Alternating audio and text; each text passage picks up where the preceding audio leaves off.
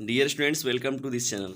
Students, आइए देखते हैं मनोविज्ञान के बहुविकल्पी प्रश्नों को, जो कि आपके यूपी बोर्ड एग्जामिनेशन के लिए बहुत ही मोस्ट इंपॉर्टेंट होने वाले हैं। तो आइए चलिए देखते हैं पहले प्रश्न की ओर। वायु प्रदूषण से सबसे पहले दुष्प्रभावित होने वाला शारीरिक अंग है।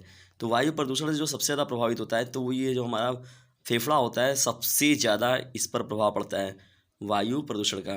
सेकंड प्रश्न है, जल प्रदूषण से होने वाला रोग है। पीलिया जो होता है वो जल प्रदूषण से होता है। तीसरे प्रश्न की ओर बढ़ते हैं, पर्यावरण सूचनाओं के माध्यम से मनुष्य एवं किसके मध्य संतुलन स्थापित किया जा सकता है। तो ये जो है पर्यावरण, तो पर्यावरण सूचनाओं के माध्यम से मनुष्य और किसके मध्य, तो ये जो है पर्यावरण के बीच संतुलन स्थापित किया जा सकता है। डियर स्टूडेंट्स, यदि मनोविज्ञान के आपने लघु उत्तरीय प्रश्नों के कलेक्शन को नहीं देखा है तो उसे देख लें, वो बहुत ही महत्वपूर्ण प्रश्न उसमें सेलेक्ट किए गए हैं और उनका मैंने जो लिंक है डिस्क्रिप्शन बॉक्स में दे रखा है, आप वहाँ से उन प्रश्नों को देख सकते हैं। बढ़ते हैं चौथे प्रश्न की ओर। प्राकृतिक आपदा नहीं है। तो प्राकृतिक आपदा में हम लोग भूखमरी या किसी भी देश से अगर युद्ध होता है या आंतरिक या तो बाह्य रूप से दूसरे देशों से, तो ये भूखमरी जो और जो युद्ध होता है तो इसे हम प्राकृतिक आपदा बिल्कुल नहीं कहेंगे। ठीक है। पांचवें प्रश्न की ओर बढ़ते हैं, स्नायु कोशिकाओं के उद्दीपन होने के कारण उसमें उत्पन्न होने वाला विद्युत रासायनिक विक्षोभ क्या कहलाता है।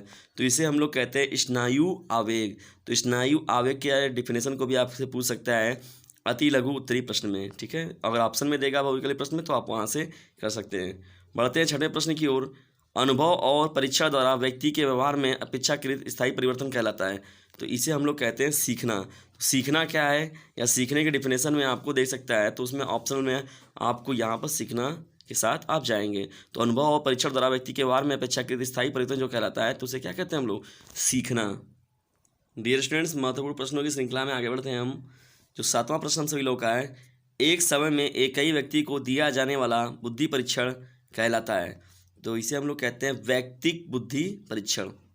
आठवां प्रश्न है, नैमित्तिक अनुबंधन से संबंधित अध्ययन प्रस्तुत किया है।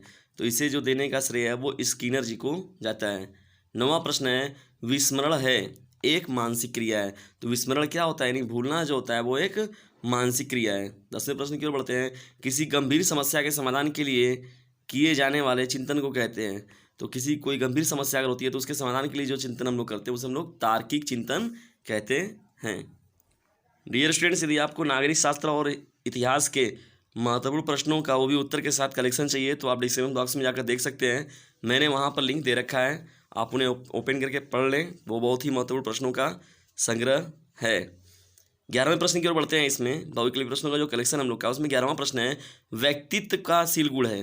व्यक्तित्व का सील गुण है, तो ये जो होता है अंतर्मुखता और बहिर्मुखता, तो ये मुख्य रूप से इसके सील गुण हैं। 12वां प्रश्न है, किसी कसौटी के साथ परीक्षण का सहसंबंध कहलाता है। तो ये जो कहलाता है वैधता, वैधता इसका राइट आंसर हो जाएगा। 13वां प्रश्न है, थैलेमस क्या है। तो थैलेमस जो होता है वो मस्तिष्क का एक भाग है। 14वां प्रश्न है, स्मृति की प्रक्रिया में मुख्यतः द्वितीय चरण है।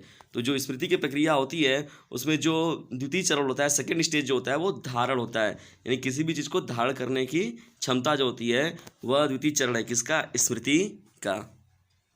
डियर स्टूडेंट्स, यदि आपको इंग्लिश और हिंदी में कोई प्रॉब्लम हो रही है तो आप उसके महत्वपूर्ण प्रश्नों का कलेक्शन देख सकते हैं। मैंने डिस्क्रिप्शन बॉक्स में लिंक दे रखा है, आप उन प्रश्नों को देख लें।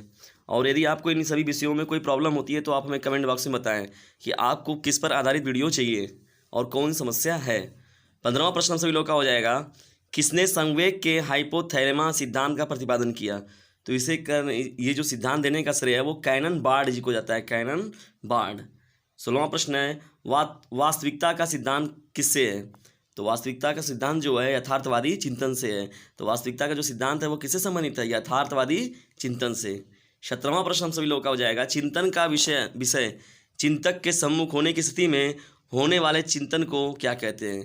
तो ये कहलाता है प्रत्यक्षात्मक चिंतन, यानी हमारे सम्मुख जो हो रहा है चिंतन उसे हम लोग क्या बोलेंगे, प्रत्यक्षात्मक चिंतन। 18वां प्रश्न है, कुछ समय के लिए चिंतन की प्रक्रिया को स्थगित करके उसे मस्तिष्क में रखने को कहते हैं। तो इसे गर्भीकरण कहते हैं, हम लोग क्या बोलते हैं, गर्भीकरण। तो प्रक्रिया को स्थगित करके मस्तिष्क में रखने की प्रक्रिया जो कहलाती है इसे हम लोग गर्भीकरण कहते हैं। तो ये हमारा मोस्ट इंपॉर्टेंट प्रश्नों में 18वां प्रश्न हो जाएगा बहुविकल्पी प्रश्न का। डियर स्टूडेंट, जो हम लोग का 19वां प्रश्न है, प्रतीकों के माध्यम से चिंतन की प्रक्रिया हो जाती है। तो यह जो होती है बहुत ही सरल हो जाती है। तो प्रतीकों के माध्यम से जिंदगी की प्रक्रिया क्या हो जाती है? सरल हो जाती है। 20वां प्रश्न है, चिंतन मानव का एक गुण है। तो चिंतन जो होता है मानव का एक मौलिक गुण है। कैसा गुण है? मौलिक। तो मौलिक जो हो जाएगा इसका राइट आंसर हो जाएगा।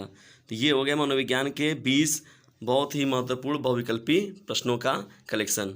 यदि वीडियो आपको पसंद आता है तो इसे लाइक करें, शेयर करें और चैनल पर नए हैं तो इसे सब्सक्राइब करना बिल्कुल भी ना भूलें। और यदि आपको कोई विषय में समस्या होती है तो आप हमें कमेंट बॉक्स में उसे बताएं ताकि हम आसानी से आपको उन प्रश्नों से संबंधित वीडियोज़ आप तक पहुंचा सकें। Thanks for watching this video.